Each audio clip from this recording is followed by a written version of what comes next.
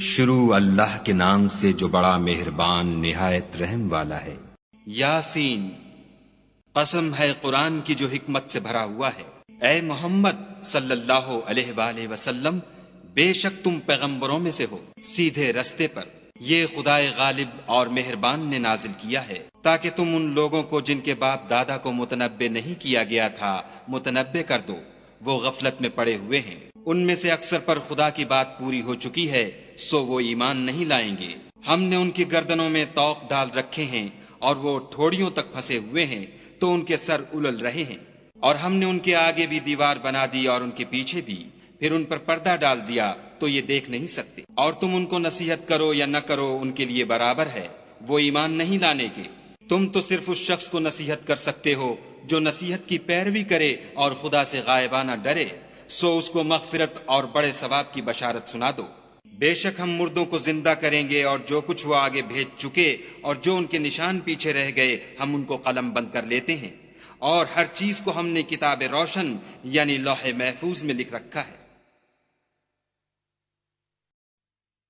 اور ان سے گاؤں والوں کا قصہ بیان کرو جب ان کے پاس پیغمبر آئے، یعنی جب ہم نے ان کی طرف 2 پیغمبر بھیجے تو انہوں نے ان کو جھٹلایا، پھر ہم نے تیسرے سے تقویت دی تو انہوں نے کہا کہ ہم تمہاری طرف پیغمبر ہو کر آئے ہیں۔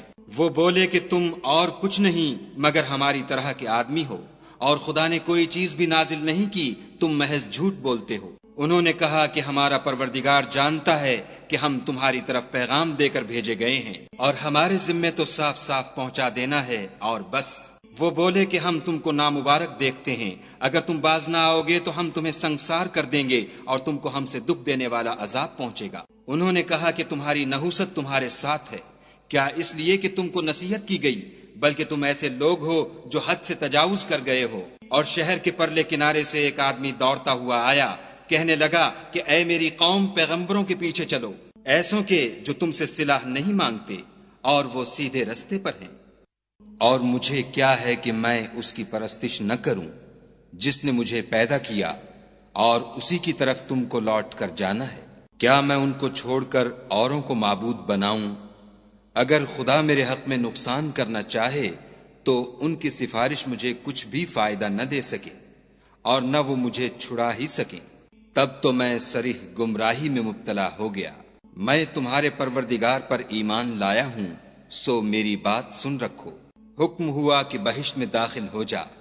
بولا کاش میری قوم کو خبر ہو کہ خدا نے مجھے بخش دیا اور عزت والوں میں کیا، اور ہم نے اس کے بعد اس کی قوم پر کوئی لشکر نہیں اتارا، اور نہ ہم اتارنے والے تھے ہی۔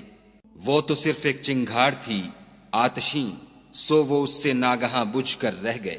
بندوں پر افسوس ہے کہ ان کے پاس کوئی پیغمبر نہیں آتا مگر اس سے تمسخر کرتے ہیں۔ کیا انہوں نے نہیں دیکھا کہ ہم نے ان سے پہلے بہت سے لوگوں کو ہلاک کر دیا تھا؟ اب وہ ان کی طرف لوٹ کر نہیں آئیں گے، اور سب کے سب ہمارے روبرو حاضر کیے جائیں گے۔ اور ایک نشانی ان کے لیے زمین مردہ ہے کہ ہم نے اس کو زندہ کیا اور اس میں سے اناج اگایا، پھر یہ اس میں سے کھاتے ہیں، اور اس میں کھجوروں اور انگوروں کے باغ پیدا کیے اور اس میں چشمے جاری کر دیے تاکہ یہ ان کے پھل کھائیں، اور ان کے ہاتھوں نے تو ان کو نہیں بنایا، تو پھر کیا یہ شکر نہیں کرتے؟ وہ خدا پاک ہے جس نے زمین کی نباتات کے اور خود ان کے اور جن چیزوں کی ان کو خبر نہیں سب کے جوڑے بنائے۔ اور ایک نشانی ان کے لیے رات ہے کہ اس میں سے ہم دن کو کھینچ لیتے ہیں تو اس وقت ان پر اندھیرا چھا جاتا ہے، اور سورج اپنے مقرر رستے پر چلتا رہتا ہے۔ یہ خدائے غالب اور دانا کا مقرر کیا ہوا اندازہ ہے۔ اور چاند کی بھی ہم نے منزلیں مقرر کر دیں، یہاں تک کہ گھٹتے گھٹتے کھجور کی پرانی شاخ کی طرح ہو جاتا ہے۔ نہ تو سورج ہی سے ہو سکتا ہے کہ چاند کو جا پکڑے، اور نہ رات ہی دن سے پہلے آ سکتی ہے، اور سب اپنے اپنے دائرے میں تیر رہے ہیں۔ اور ایک نشانی ان کے لیے یہ ہے کہ ہم نے ان کی اولاد کو بھری ہوئی کشتی میں سوار کیا، اور ان کے لیے ویسی ہی اور چیزیں پیدا کیں جن پر وہ سوار ہوتے ہیں، اور اگر ہم چاہیں تو ان کو غرق کر دیں، پھر نہ تو ان کا کوئی فریاد رس ہو اور نہ ان کو رہائی ملے، مگر یہ ہماری رحمت اور ایک مدت تک کے فائدے ہیں۔ اور جب ان سے کہا جاتا ہے کہ جو تمہارے آگے اور جو تمہارے پیچھے ہے اس سے ڈرو تاکہ تم پر رحم کیا جائے، اور ان کے پاس ان کے پروردگار کی طرف سے کوئی نشانی نہیں آئی مگر اس سے منہ پھیر لیتے ہیں۔ اور جب ان سے کہا جاتا ہے کہ جو رزق خدا نے تم کو دیا ہے اس میں سے خرچ کرو، تو کافر مومنوں سے کہتے ہیں کہ بھلا ہم ان لوگوں کو کھانا کھلائیں جن کو اگر خدا چاہتا تو خود کھلا دیتا، تم تو صریح غلطی میں ہو۔ اور کہتے ہیں اگر تم سچ کہتے ہو تو یہ وعدہ کب پورا ہوگا؟ یہ تو ایک چنگھاڑ کے منتظر ہیں جو ان کو اس حال میں کہ باہم جھگڑ رہے ہوں گے آ پکڑے گی، پھر نہ تو وصیت کر سکیں گے اور نہ اپنے گھر والوں میں واپس جا سکیں گے۔ اور جس وقت سور پھونکا جائے گا یہ قبروں سے نکل کر اپنے پروردگار کی طرف دوڑ پڑیں گے، کہیں گے اے ہے ہمیں ہماری خوابگاہوں سے کس نے جگا اٹھایا؟ یہ وہی تو ہے جس کا خدا نے وعدہ کیا تھا اور پیغمبروں نے سچ کہا تھا۔ صرف ایک زور کی آواز کا ہونا ہوگا کہ سب کے سب ہمارے روبرو آ حاضر ہوں گے۔ اس روز کسی شخص پر کچھ بھی ظلم نہیں کیا جائے گا اور تم کو بدلہ ویسا ہی ملے گا جیسے تم کام کرتے تھے۔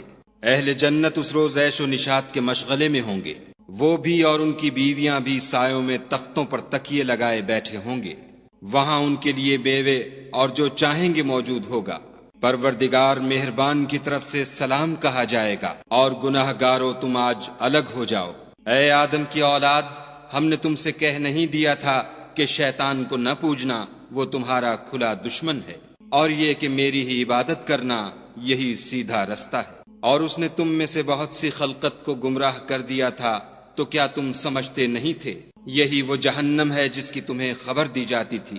سو جو تم کفر کرتے رہے ہو اس کے بدلے آج اس میں داخل ہو جاؤ۔ آج ہم ان کے منہوں پر مہر لگا دیں گے اور جو کچھ یہ کرتے رہے تھے ان کے ہاتھ ہم سے بیان کر دیں گے اور ان کے پاؤں اس کی گواہی دیں گے۔ اور اگر ہم چاہیں تو ان کی آنکھوں کو مٹا کر اندھا کر دیں، پھر یہ رستے کو دوڑیں تو کہاں دیکھ سکیں گے۔ اور اگر ہم چاہیں تو ان کی جگہ پر ان کی صورتیں بدل دیں، پھر وہاں سے نہ آگے جا سکیں اور نہ پیچھے لوٹ سکیں۔ اور جس کو ہم بڑی عمر دیتے ہیں تو اسے خلقت میں اوندھا کر دیتے ہیں، تو کیا یہ سمجھتے نہیں؟ اور ہم نے ان پیغمبر کو شعر گوئی نہیں سکھائی اور نہ وہ ان کو شایع ہے، یہ تو محض نصیحت اور صاف صاف قرآن پر از حکمت ہے، تاکہ اس شخص کو جو زندہ ہو ہدایت کا رستہ دکھائے اور کافروں پر بات پوری ہو جائے۔